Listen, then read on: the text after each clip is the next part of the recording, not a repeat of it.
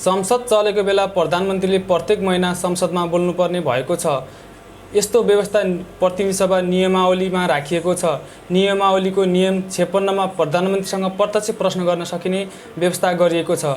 21 फागुन 2082 को निर्वाचनपछि बसेको सङ्घीय संसदको पहिलो अधिवेशन प्रधानमन्त्री बालेन्द्रको संशोधन बिनै सकिएको थियो। यसकारण कतिपयले संसदमा प्रधानमन्त्रीसँग प्रश्न उत्तर कार्यक्रम नै सञ्चालन हुने वा नहुने बारे शङ्का गरिरहेका बेला प्रतिनिधि सभा नियमावलीमा विगतमा झैं प्रत्येक महिना प्रधानमन्त्रीसँग प्रश्नोत्तर कार्यक्रम सञ्चालन हुने व्यवस्था यसपटक पनि राखिएको छ।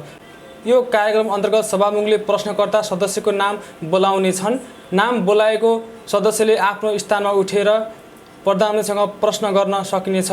यस्ता प्रश्नको जवाब प्रधानमन्त्रीले तत्काल दिनुपर्नेछ। यस अन्तर्गत प्रश्न गर्दा एक दिनको बैठकमा बढीमा 15 जना सदस्यले मात्र प्रश्न सोध्न सक्नेछन् र एउटा सदस्यले सोधेको प्रश्नको जवाब दिइसकेपछि क्रमशः अर्को प्रश्नकर्ता सदस्यको नाम बोलाइनेछ। प्रत्यक्ष प्रश्नोत्तर सम्बन्धी कार्यक्रमलाई सरकारी तथा अन्य सञ्चारको माध्यमबाट प्रत्यक्ष प्रसारण गर्न सकिने व्यवस्था पनि राखिएको छ।